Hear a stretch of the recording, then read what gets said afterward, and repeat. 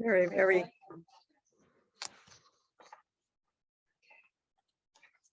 Very, very moving song. That was really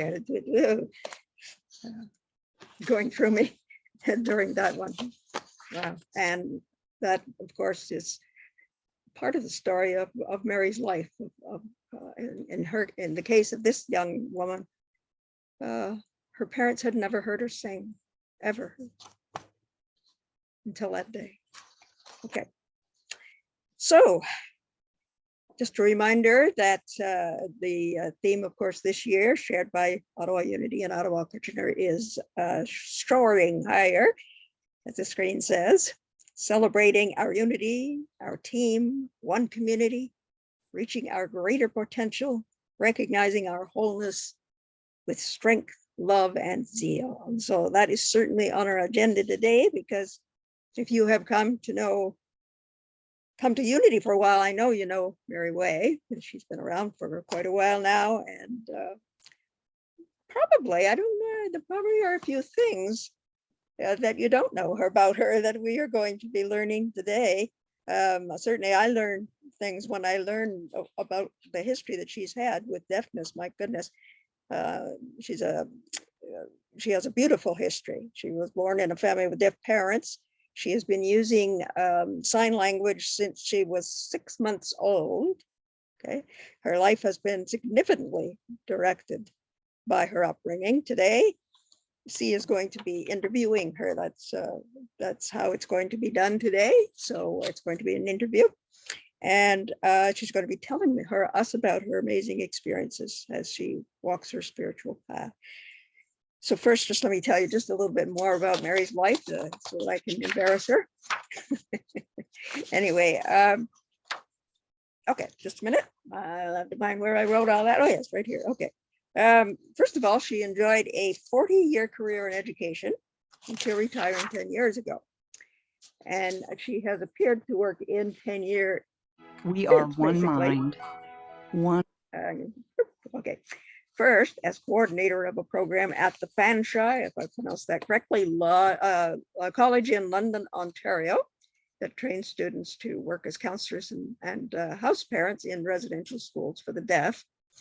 Then she worked as a program coordinator as a child development center in Kelowna, BC. And next she worked as a middle school English and social studies teacher in Kelowna and then in the Philippines. And finally, she taught American Sign Language to grades 11 and 12, who took this instead of French as their second language for university. So Mary now volunteers with the hospice at Maycourt residents in Ottawa. She assists with the Ottawa Deaf Health Care Team in advocating for and providing interpretive services for deaf and hearing impaired individuals requiring hospitalization or palliative care. So if this is not an example of someone who has soared higher in their life, I don't know what is. So welcome, Mary, and of course, Cheryl, who's going to be interviewing here.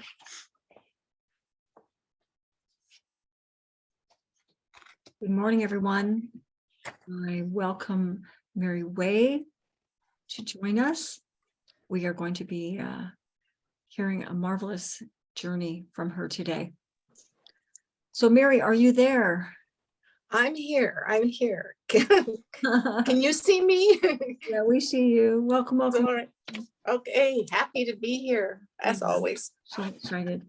So where do we start? Except maybe from the beginning. Why don't we start from the beginning? Talk to us a little bit about your parents. Why don't we start with your parents and how they met and then raised a family? Well, before we even start at the beginning, I have to say again, I feel like I've been given this huge responsibility, having been born of deaf parents, to constantly be educating people. And those two songs that we just watched were beautiful. Sign language is so beautiful, and I'm so blessed to. It's my first language. I'm so blessed. But I do need to point out that first song, as beautiful as it was not signed in American Sign Language. American Sign Language is a language all of its own. It has its own grammar, its own syntax, its own everything. That particular song was signed using ASL signs, but it was signed in English. The person just did a literal translation, which is lovely for hearing people, but for deaf people, it doesn't touch the heart. And the second song, though, was signed in ASL, and it made me cry. And just watching it took me right back to, it took me right back to when my parents were alive and when I was little, and that's a very, very special connection that we had because of language. And language is just so important. Yeah. So anyway, yeah, there we go. Great, thank you. It's amazing. Like, I'm glad I have those two songs so you could show us the difference. Yeah. And it's interesting because you also have another one to show at the end, and it's done beautifully, and it's a hearing person who's done it in sign language, but it's more in ASL, and it's interesting because deaf people now are starting to. I mean, it's like Indigenous communities. It's like any communities. They're saying, okay, you're appropriating our culture. These people who are putting sign language songs on videos on Facebook, they're making money off of this. They're making money off of it, and many of it is not true ASL. And so it's quite interesting. The last fellow, many of them just continue because they don't care. But the last fellow that we're going to see, that he was touched by this because he had no idea. I mean, he had no idea. I mean, most people don't have any idea, and he's taken it down, and he doesn't do it anymore, even though he did a very, very beautiful job. Yeah, and similarly, here I am on this topic. Sorry, but the fellow that plays the father in this movie, CODA, which is just a fabulous movie. It's so funny. I laughed through it because I can remember doing those things to my parents. And I cried through it, and it was so, so amazing. But the fellow who plays the father, his last name is Kotzer, he won Best Supporting Actor. But he signed the national anthem for the Super Bowl.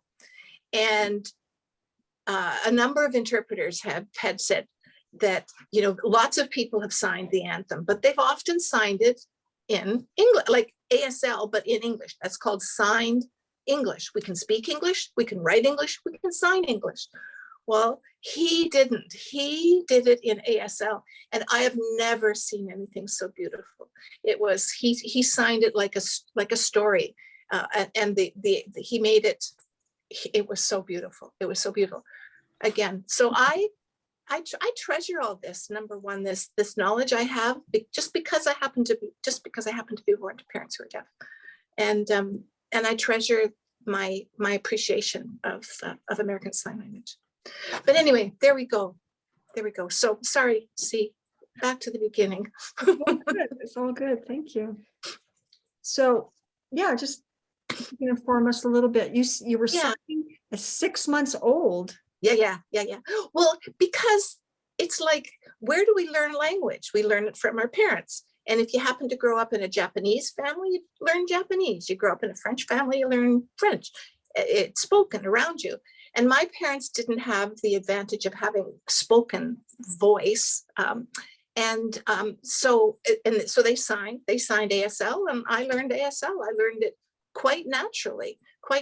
I'd be able to say more, and milk and mummy and look up there, it was my first language, and as it should be for deaf children. Of course, many professionals tell parents, don't sign to your children. So that's a whole other, this is a whole other world that I live in that is complicated. But so it was quite normal. And if I had to get their attention, I would just pound my foot on the floor and they would feel the vibrations. Or if I was upstairs and they were downstairs, I'd flick the light on and off. And this was before all the new devices, and that we now have that have made made the lives of people who are deaf much more inclusive and allows them to have much more connection. There's so much technology that's been developed. But like in this movie, though, people say, well, did you take advantage of your parents? Did you swear at them and whatever? And I'm thinking, no, I didn't. But I got to write my own notes when I was sick from school. I could write my own notes. Like I'd write the note. My mom didn't have great English, and so I would write the note, and she would copy it out and whatever. But I never really took advantage of it. I could have, but for some reason I didn't. I'm sure many did. But yeah, but it was an interesting life because it's like, my friends would come home and they really couldn't talk to my parents, so I'd have to interpret for them. I became an interpreter very early, like 2 and 3 years old, whatever. And there's a story that an elderly friend who lived in the neighborhood, she would retell how one time she was in the local drugstore or whatever, and she heard these children just making such horrendous noises, talking really loudly and whatever. They were over in the corner of the store, and she was thinking, oh my God, the parents really need to get these children under control. And they're anyway. And then they realized it was my mom, who was deaf. Had no idea what we were doing. So, but anyway, and as we lived in the community, of course, people got to know my parents, and my parents were both very well, my mother was shy, but my dad was very outgoing, and he somehow could communicate with people, whether they'd have to write back and forth or use gestures or whatever. But he was a very social person. Yeah. But it wasn't until my second job, when I was program coordinator at Fanshawe College, when I was actually teaching sign language to people who wanted to go into the field. And one of the courses I taught was psychology of deafness. And I had to do a lot of research myself because I didn't know anything about this, and do all this research. And that I really learned so much about what deaf adults have to experience and have experienced, and whatever. Just got a much better idea. I wish my parents were alive so I could ask them all these questions now, but right. I feel very blessed to have been born to deaf parents. I haven't always felt that way. As a teenager, maybe not so much. But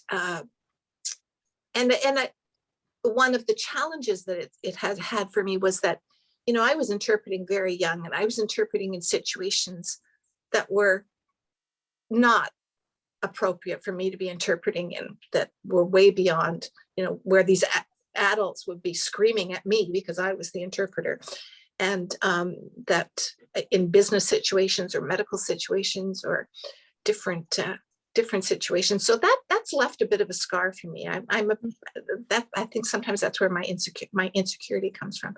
But it's also by the same token, the other side of the coin, it's also made me courageous. So it's a very weird flip. Yeah. Anyway, yeah. That's wonderful. Can you tell us, how were your parents educated? Well, my parents in those days, like most children who were deaf went to schools for the deaf. They went to residential schools. In Ontario, there were 3. There was one in Belleville, one in London, Ontario, and one in Milton. And these were residential schools, and kids were bused there. I mean, I hate to, they would, or bus their parents might take them.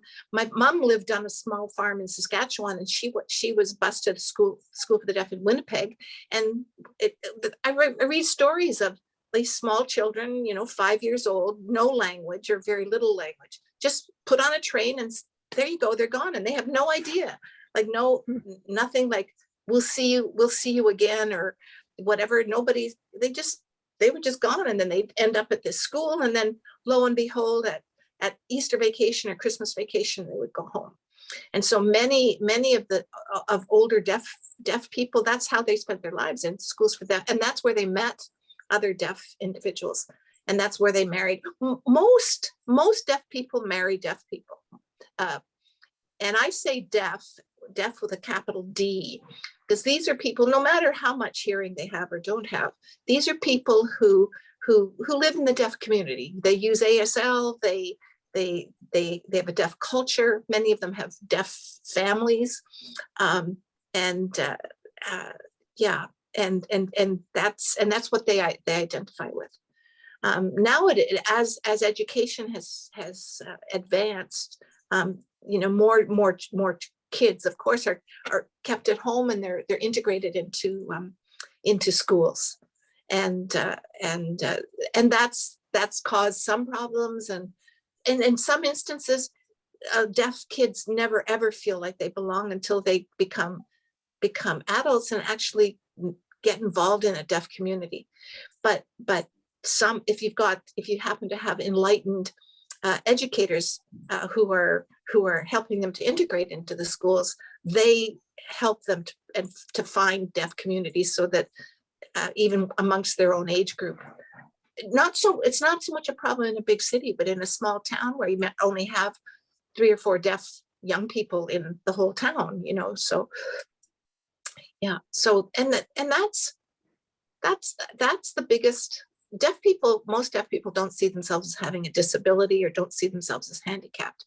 They see themselves as having a minority language, and very, very proud, and very, sometimes I don't agree with that, but I understand where it's coming from. Mhm. And yeah. It was like, when that scene that you showed with the young girl singing, and she was doing an audition there for Berkeley, and her parents and her brother was deaf too, so they were up there, and they just, of course they couldn't hear her, and when there's one scene in the movie where she's at a concert at high school, and the parents are there, and they're sitting in the audience, and everybody else is clapping or just moving, and they're just signing to each other. They're saying, "What's going on? What do you want to have for supper tonight?" Like, they were so out of it. Like, they just because they couldn't hear. Like, it's what connects us to people. And that, to me, that's the biggest challenge. And for me, it's always sad that it's because I love people so much. I love being connected to people, and that's what keeps deaf people separate from a lot of hearing people. Accessibility for deaf people is interpreters. It's not a ramp. It's not a pair of glasses, or a seeing eye dog, or a wheelchair, those kinds of things. It's an interpreter. It's language that keeps them away from other people. And of course, when I'm privileged to be a part of a sort of, it's almost like a secret society. It's anybody. If I run into a deaf person anywhere, they don't know me from Holyhead. I could be in some restaurant, and I notice that they're signing, and I might sign something to them, and they'll say, "Oh, how do you know sign?" That's the first thing they want to know. How do you know sign? And then I'll say, "Oh, my parents are deaf." Well, you just see their face light up, and talk about making me feel special. And that's happened to me a lot in my life, obviously. And it's like, "Oh, your parents are deaf. Oh, want to know where they're born, what your parents' names were, blah blah blah blah. What school did they go to?" We talk about, and it's almost like they know that I understand, and so I think that's been a really, Cheryl had asked me before, well, how do you think having had deaf parents has affected your spiritual journey? And sometimes I think, that's part of it, is like, connection is so important. It's so important. And just seeing that person light up and feel that connection. So whether the person is hearing impaired or indigenous or has a special need, or a child with a special need, whatever it is, whether they're a different color or whatever, that connection is so important. And I think that's what I have been looking for all my life, is a connection. And yeah. So if you were in a restaurant, you said something to me previously about, they would say, "Are you CODA?" Yes, definitely. So I'd say, yeah, my parents definitely say, "Oh, you CODA." And I say, yes. So I'm a child of deaf adults. And that's kind of, and that's, if you're an interpreter and they know you're CODA, then that's like it's like this degree that you've gotten, like I got my diploma in this and my degree in this, but I've also got this degree in being CODA. Like it's like this. Now I may or may not understand totally, but they know that, well, it's like Indigenous people growing up with Indigenous people. Yeah. But yeah, I feel privileged for that. Yeah. You were saying to me also that, so American Sign Language is not in every country. So No. people from other nations sign differently. What's that about? Yeah.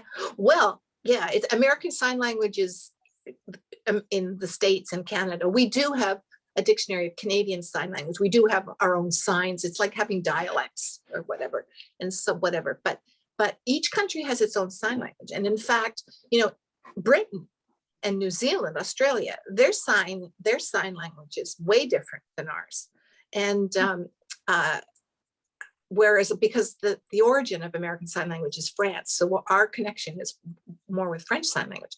But the thing is, the thing that is in common is that in sign language, and any of the sign languages, the grammar, so much of the grammar is on the face, on the body, in the space around us, and we uptight hearing, speaking people don't tend to use that part of us, and so it's easier for them to, if they want, they can communicate at a certain level.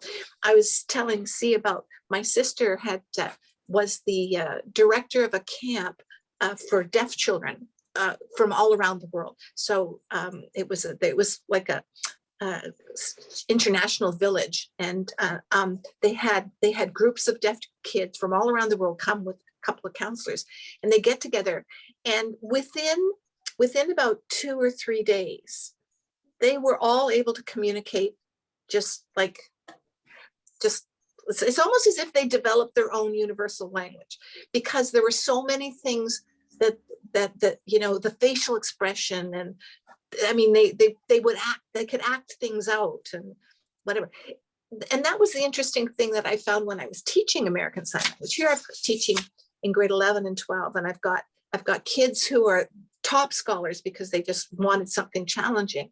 And then I've also got all the rugrats and a lot of the bad boys who just, oh my God, I just need to get something to get out of here. Plus they wanted to be close to all these beautiful girls. And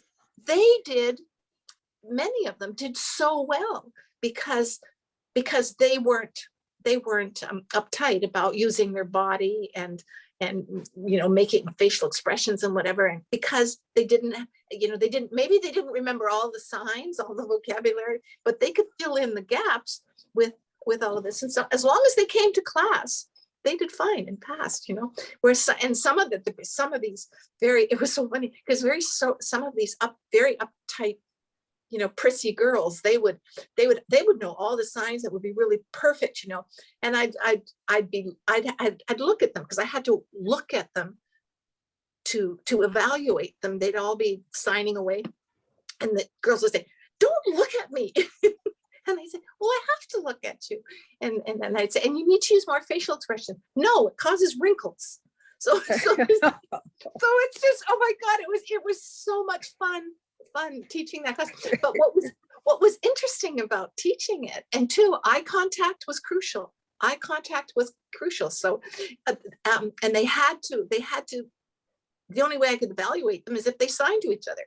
So I was always watching them, and everybody be signing, and we'd change partners. And I remember one time having a parent-teacher interview, and this big hulking guy comes in, and he said, Ms. Way, and he had his mothers with him, and he said, Ms. Way, this class is great. You know, I sit in my social studies class all year. I don't know anybody in that class. I don't know anybody in this class. I know every single person. I know about their families. I know about their boyfriends and whatever. And it's because they had to. And it was amazing. And the thing that most kids got fascinated by, they'd come in just so excited about learning the signing, but what they became fascinated by was the culture. What do you mean? Deaf kids, their parents didn't sign to them. What do you mean they didn't? Like, how did they? Well, they were told it wasn't. Well, what do you mean? And what do you mean they don't get jobs? What do you mean they have, they just, because the culture is not food, it's not clothing, it's not countries, it's not, it's not special dances, or anything like that. Their culture is how they grew up and what their life was like. And yeah. So it was, again, that was just an amazing gift that I was given, that I was able to end my career. I didn't have to teach English and social studies anymore. I could teach sign language, where kids came into the class saying, oh, Ms. Way, I'm so excited. I've been wanting to take this course for years. And, that didn't happen often when you're teaching math. So, yeah, so I was lucky. I was lucky. Yeah. So your childhood informed your life's career? A lot. Well, yeah, in a funny way. In a funny way, it did. It was an addition. Like some of the jobs I got was simply because of my background. Yeah, and because my experience. Yeah, I was very lucky. I was very lucky, and I had some amazing careers and some amazing experiences. Yeah, it was pretty cool. Were any of your siblings deaf? No. We all were tested very quickly, like when we were 6 months old, because to check. But no, none of us were deaf. My dad lost his hearing when he was 5, so he was born hearing. So he had an inner sense of language. So he had language. So his English ability as he grew up was very, very good and much better. My mom was born deaf, and there were 3, I think there were 9 kids, and I think there were three of them that were deaf. Yeah, and I think the reason, it was genetic. I think her my grandparents were first cousins or something from the old country and whatever. Yeah. But the other thing is, there's within the deaf community, like when I was growing up, it was a real close community, and they had a deaf community center, and they would get together for parties and gatherings and everything, and all the children were included, and it was a very rich, of course. They'd all be partying, and we'd be off somewhere doing something, all us kids, and it was fun. It was really fun. It was, yeah, but it also came with a lot of responsibility. I always, even as a kid, and even now, I just feel this sense of responsibility to the deaf community, and but it's good. You'd said too about asking me about my spiritual journey and whatever it is. And I think one of the other things was, for me, growing up with parents who are deaf, of course, they don't know anything about my life because they didn't grow up. They didn't grow up hearing. They didn't go to the same kind of schools. They couldn't talk to my friends. They didn't know really what was going on in the quotes hearing world. And that's not true of all deaf people. But my parents, in those days, that was the case. And it was kind of like, I don't know. Sometimes I just didn't feel safe. I just, my mom tells me stories of when I was a baby. She would put the crib right up against the bed so she could hear me. If I was crying, then I would be rocking the crib. But it was a feeling I had, I think, as I was growing up. And I think that sort of was something that was a motivator for my spiritual journey. As I hit my teen years, I was just always searching. I went to a lot of different churches. I like churches, but I didn't necessarily like the dogma and stuff. But I think I was always just looking for a place to feel safe. And yeah, so I'm grateful, because that really, yeah, I'm grateful for that. Yeah. But yeah. You are a significant and exceptional. Thank you for your story, for your journey. You're very welcome. You're very welcome. Yeah. Is there anything you'd like to end with? No, I don't think so. I don't think so. But I think, it's funny, because now we're living in a world where, what are we talking about? We're talking about inclusion. We're talking about diversity. We're talking about, rights. We're talking about all this kind of stuff. And that's everybody. Like, that's so many people. And I think I have been privileged. I think I have I understand it really well, because I've lived it. Mhm. Yeah. Mhm. Anyway. Thank you.